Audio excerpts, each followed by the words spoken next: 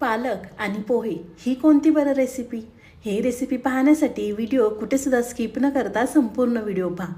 Hi hello नमस्ते, स्वाती सांडवर या YouTube चॅनलवर तुम्हा सगळ्यांचं अगदी मनापासून स्वागत करते.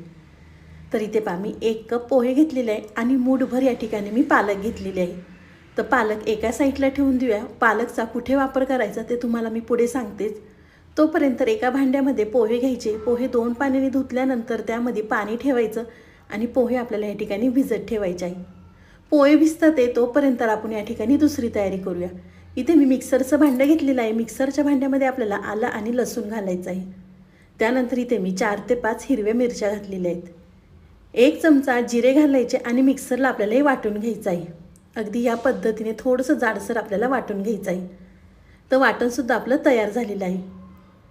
तर इथे आपण पालक चिरून घेऊया. इथे मी पालक धुवून निथळून घेतला होता.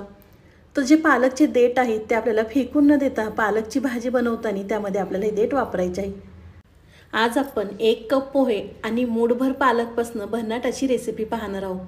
तर व्हिडिओ संपूर्ण पहा. पालकमध्ये खूप सारे फायदे असतात. रोगप्रतिकारशक्ती वाढते. डोळ्यांच्या आरोग्यासाठी सुद्धा ही पालक चांगली असते.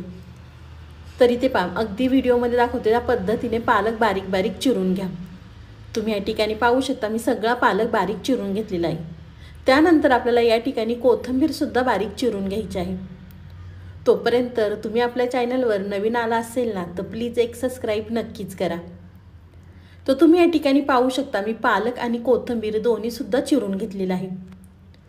त्यानंतर आपण पोहे भिजत घातले होते ते पोहे आपल्याला हाताने मळून घ्यायचे आहेत. अगदी व्हिडिओमध्ये दाखवते त्या पद्धतीने करा. इथे आपल्याला पोह्याचा हा गोळा तयार करून घ्यायचा आहे. तर तुम्ही पाहू शकता, इथे मी पोह्याचा गोळा तयार करून घेतलेला आहे. तो पोहे व्यवस्थित मळून घेतल्यानंतर त्यामध्ये आपल्याला चिरलेला पालक घालायचा आहे. तर इथे मी चिरलेला पालक घालते. मुलं पालक खात नाही, त्यामुळे असं काही करून मुलांना खाऊ घातलं तर मुलं देखील आवडीने खातात. पालक घातल्यानंतर त्यामध्ये आपल्याला चिरलेली कोथिंबीर, 1 वाटी बेसन पीठ घालायचं आहे आणि आपण मिक्सरला जे वाटण तयार करून घेतलं होतं ते वाटण घालायचं आहे. वाटण घातल्यानंतर त्यामध्ये आपल्याला पाव चमचा हळद घालायची आहे.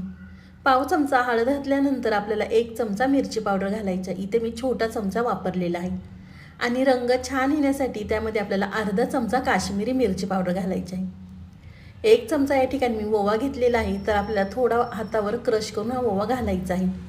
पालक खाल्ल्याने आपली पचनक्रियासुद्धा सुधारते आणि रक्तशुद्धीकरणसुद्धा अगदी पालक खाल्ल्यामुळे होतं. त्यानंतर आपल्याला चवीनुसार मीठ घालायचं आहे. चवीनुसार मीठ घातल्यानंतर आपली घरात जी पळी असते ती आपल्याला 1 पळी या ठिकाणी तेल घालायचं आहे आणि याचा आपल्याला गोळा तयार करून घ्यायचा आहे. तेल घातल्यामुळं आपल्याला नाश्त्याला छान असा कुरकुरीतपणा येतो. तर चमचा साईडला ठेवते आणि हातानेच या ठिकाणी याचा गोळा तयार करून घेते. तोपर्यंत अजूनसुद्धा व्हिडिओला लाईक केलं नसेल ना, तर प्लीज एक लाईक नक्कीच करा. साईडचं बेल आयकॉनसुद्धा प्रेस करा, म्हणजे तुम्हाला माझे नवीन व्हिडिओचं नोटिफिकेशन सगळ्यात आधी येईल. तर आपल्याला पीठ मळताना हे अजिबातसुद्धा पाण्याचा वापर करायचा नाही आहे, कारण मीठ घातलं की पालकला थोडंसं पाणी सुटतं. त्यामुळे आपल्याला त्यामध्येच हे पीठ मळून घ्यायचं आहे. तर इथे पाहू शकता, मी ह्याचा गोळा तयार करून घेतलेला आहे. गोळा तयार केल्यानंतर त्यावरती आपल्याला परत थोडंसं तेल घालायचं आहे आणि एकसारखा गोळा आपल्याला या ठिकाणी तयार करून घ्यायचा आहे. तुम्ही पालकच्या ऐवजी कोणतीसुद्धा पालेभाजी या ठिकाणी वापरू शकता. मेथी किंवा शेपूसुद्धा तुम्ही या ठिकाणी वापरू शकता. तर तुम्ही या ठिकाणी पाहू शकता, मी एकसारखं पीठ तयार करून घेतलेलं आहे. पीठ तयार झालं की हात स्वच्छ धुवायचे आणि त्यानंतर या ठिकाणी आपल्याला लिंबा एवढा गोळा घ्यायचा आहे आणि हातावर आपल्याला ह्याचे वडे थापून घ्यायचे आहेत. तुमच्या लक्षात आलंच असेल की आज आपण नेमकी कोणती रेसिपी बनवलेली आहे. तर आज आपण पालकपासून खमंग असे हे वडे तयार केलेले आहेत. तर तुम्ही पाहू शकता, मी इथे पालक वडा तयार करून घेतलेला आहे. तर त्यावरती आपल्याला थोडे थोडे तीळ घालायचे आहेत आणि परत एका हाताने प्रेस करून घ्यायचं आहे. तुम्ही ज्यावेळेस आपण पीठ तयार करतो त्यामध्ये तीळ घातले तरी चालणार आहे, पण वरतून तीळ घातले की आपला नाश्ता अगदी छान दिसतो. त्यामुळे ह्या ठिकाणी मी वरती तीळ वापरलेले आहे. तर चला, अशाच पद्धतीने इथे मी सगळे छोटे छोटे वडे तयार करून घेते. तुम्ही जर एकदा मुलांना करून खाऊ घातलं ना, तर मुलं आठवड्यातनं 3 ते 4 वेळा नक्कीच तुमच्याकडे करून मागतील. तुम्ही हे पालकचे वडे मुलांच्या टिफिनसाठी किंवा मुलांना नाश्त्यासाठी अगदी झटपट तयार करून देऊ शकता. हे वडे फ्रीजमध्ये आपण 7 ते 8 दिवसांसाठी सुद्धा स्टोअर करून ठेवू शकतो। कसे करायचे तर तुम्हाला व्हिडिओमध्ये पुढे सांगते, त्यासाठी व्हिडिओ कुठे सुद्धा स्किप न करता संपूर्ण व्हिडिओ पहा। तर चला, अशाच पद्धतीने इथे मी सगळे वडे तयार करून घेते।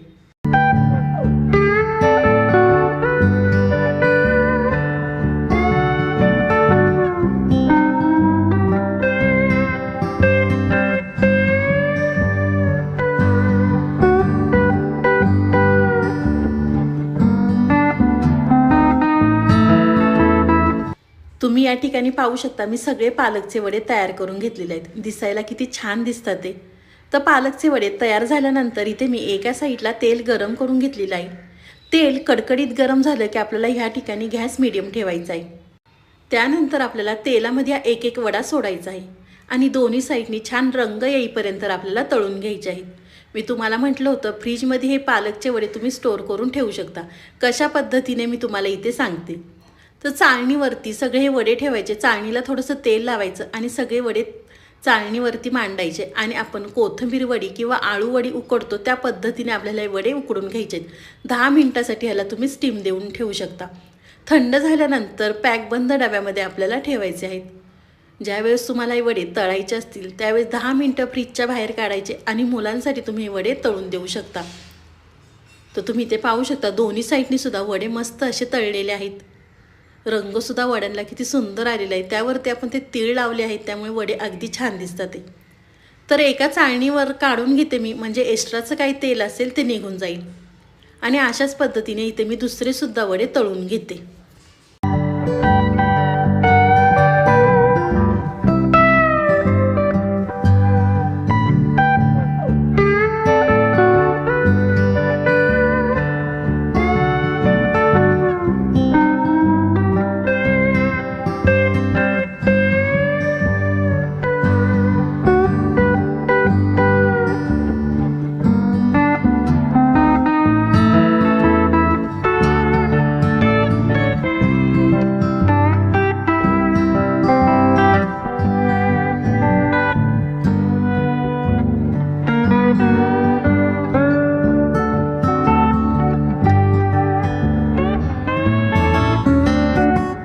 तुम्ही या ठिकाणी पाहू शकता, मी सगळे पालकचे वडे तळून घेतलेले आहेत।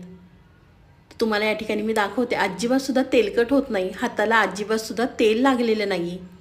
तुम्ही हे वडे टोमॅटो केचप संग किंवा मेयोनीज संग किंवा तुम्ही तसे सुद्धा खाऊ शकता। खरंच खूप भारी लागतात। तुम्हाला ही माझी आजची रेसिपी कशी वाटली ती मला नक्कीच कमेंट करून सांगा। व्हिडिओ आवडला तर व्हिडिओला लाईक, कमेंट, सबस्क्राईब करायला विसरू नका।